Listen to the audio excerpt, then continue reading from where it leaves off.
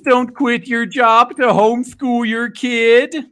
So, you guys remember that article I went over last week about that fucking teacher who was like, oh, I'm not going to go back to work and risk my life to teach your kid.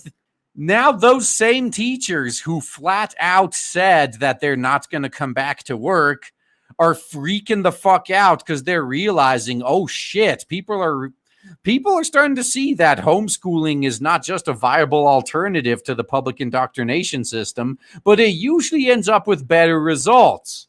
The reason that nobody in the government anyway wants you to do this, it's actually twofold. Like I was telling Rakeda, the first thing they're afraid of is for the public to realize that the public indoctrination system is not needed. Now, me personally, my property taxes would drop like 90% if I wasn't subsidizing the fucking school district. I'd love that. And the second thing is these guys really don't want to lose their tax slaves. So that was the scam, guys. When women were pretty much forced into the workplace, it was because all these giant corporations and governments looked at the population and went, you guys realize that half of the working age population is just sitting at home not being taxed, right? If we can trick these women into wanting the male privilege of working themselves to an early grave for a job that doesn't appreciate them, we can make so much more fucking money.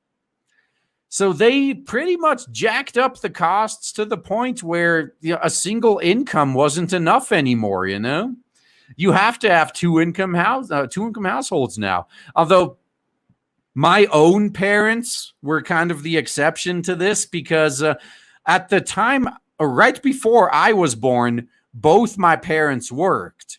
But then after I was born, my mom realized that if she just quit her job and raised me, that would, in the end up being cheaper than if she kept working and paid for daycare or babysitters and shit like that.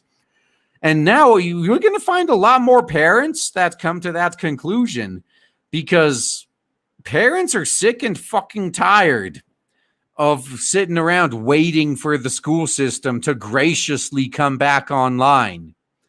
So they're going to take matters into their own fucking hands.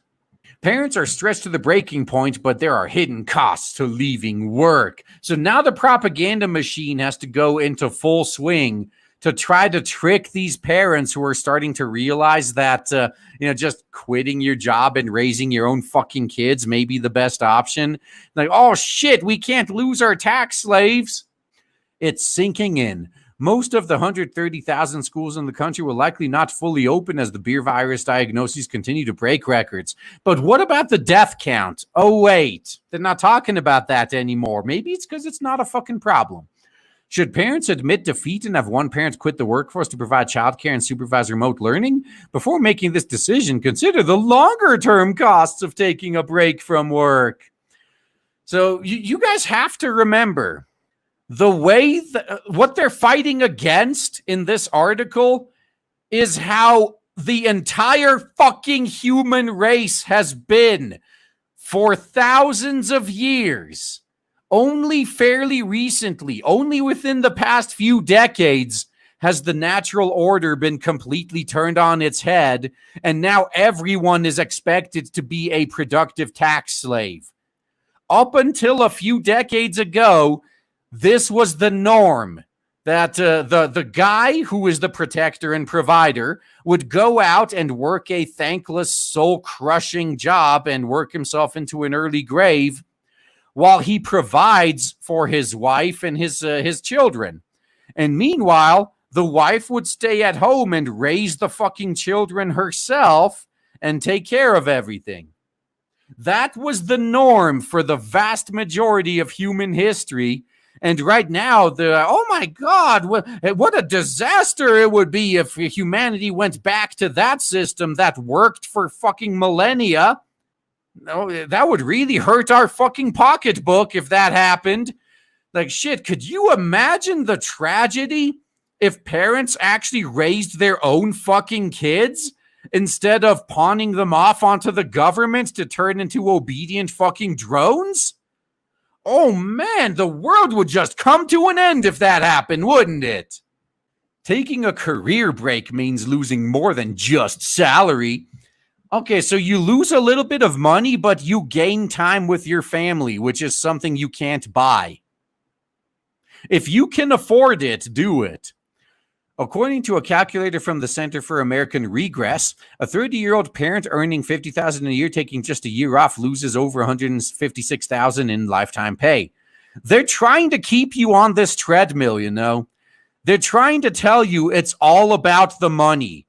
Just go out there and earn. Be a fucking tax slave. Make more money so we can tax you more. The parent is behind $30,000 in retirement benefits, $49,000 in wage growth, and $44,000 in lost wages. You know what they gain, though? The one thing they don't tell you, parents who actually raise their own kids have a much higher likelihood of their kids taking care of them when they're fucking old. These parents that just both go to work and they pawn their kids off on the public indoctrination system or on some daycare center or some babysitter, their kids are going to do the same fucking thing to them when they're old. When you pawn your kid off onto other people when they're young, your kids are going to remember that shit. And when you are so old you can't take care of yourself anymore, they're going to pawn you off onto an old folks home. So they never mention that. But yeah, your odds of being dumped into an old folks home and forgotten by your kids are pretty directly proportional to how likely you were to just dump your kids off onto someone else and forget about them. Now, would you want to spend the last couple years of your life in an old folks home being neglected? Well, if that's worth $156,000 to you, well, be my fucking guest, man. Go right ahead. That parent loses retirement plan contributions, Social Security credits, and insurance for disability, and less quantifiably status and momentum in the labor market. Because that's all you are to these people. You are just a worker bee. You're just a drone. Your status as a tax slave is the only thing that matters. The losses mount up if it takes months or years to find a job and re-enter the workforce. Well, what if you decide you're not going to re-enter the workforce? You realize that, again, throughout the vast majority of human history, the whole concept of people living alone is fairly new. Because with a few exceptions, throughout all of human history, you had like 3 or 4 generations living under the same roof. And the grandparents, their retirement plan was, we're going to be taken care of by our kids. And in return, we are going to help them raise their kids. And everyone works together in a cohesive family unit. Right now, though, it doesn't happen anymore. Consistently steady employment leads to higher wages. Women's are more likely to have unsteady work histories, mainly because of childcare. Even a woman who starts her own consultancy or home-based business feels the pinch. Periods of self-employment substantially hurt women's, but not men's lifetime earnings. A recent Fed study shows that people with periods of non-employment suffer large and long-term earnings losses of up to 40% compared to those who worked continually. And this is why I've been giving this advice to women for ages, but, very few actually listen. So if you're a woman and you're young, I would say get a good man that you can tell the ones that are actually going to grow to be worth a shit. And get one of these good men and marry them straight the fuck out of high school and stay with them. Have kids, raise your family, and then once your kids are old enough so they can be left home alone, that's when you start your career. And you don't have to worry about getting the baby rabies later and say, oh my God, I need to start a family now, and looking around and realizing you've lost all the appeal you had to men. You can have it all, just not in the order you're doing it. But these women, they blow through their best years just focusing on their career And then when they're ready to start a family, no guy wants them. It's like, no, you need to do that the other way around. You have your family first, then you work on your career. You realize that if you retired at like 70 and you start your career at 35, that's still a 35-year career, right? You realize that? You know you could do that, right? Yeah, there's a good points to consider, though, is that men are actually leaving the plantation. So that's the funniest part of this giant scam, by the way. This is the best part, in my opinion, is that women have been screeching for decades about how they demand the male privilege of working themselves into an early grave in a thankless, soul-sucking career. And men are like, be my fucking guest. You go right ahead. So while women are now, killing themselves working, men are actually dropping out of the 9-to-5 wage slave job. And they're like, as long as I can afford to just pay my basics, I'm just going to cut my expenses down to the minimum. I'm going to have 1 or 2 part-time jobs, and I am just going to enjoy my hobbies. So while men are pulling out to relax, women are like gung-ho. Oh, yeah, we're going to rule the world. We're going to run this company. We're going to be in charge. And they don't even see that as they are charging into the company, taking over, the men are just like, please be my guest. Take all of these jobs. We will let you pay all of the taxes to support us on welfare. Thank you very much. We're going to have our own herbivore men movement. It's not just Japan. I mean, it is happening elsewhere as well. In Japan, it's the most prevalent, but just wait until that grows here in the West. Just you fucking wait. Now, the cost of caring for chillins, women spend about twice as much time on it as men show up in women's lower average earnings. According to the U.S. Department of Labor, the median weekly earnings for fathers is $1,146. For mothers, it's $809 per week. The average man earns a lifetime income of $2.4 million, while the average women's earn $1.8 million. Now, these women will also be the first to shriek about all the unpaid work they do around the house. And I'm just like, dude, you don't have to pay any bills. You have food and shelter provided for you. You basically get to spend your husband's money as if you had earned it yourself and just buy vanity items for yourself. And you're still complaining that you don't get paid enough for that? Really? Do you have any idea how many men would gladly trade places with you? We're already kind of doing that, as I was just saying. As all these women are forcing themselves into these soul-sucking jobs, men are more than happy to give you that baton. Like, oh, you want to take over for me? Thank you so much. Please be my guest. You can have this job. I will not be coming back.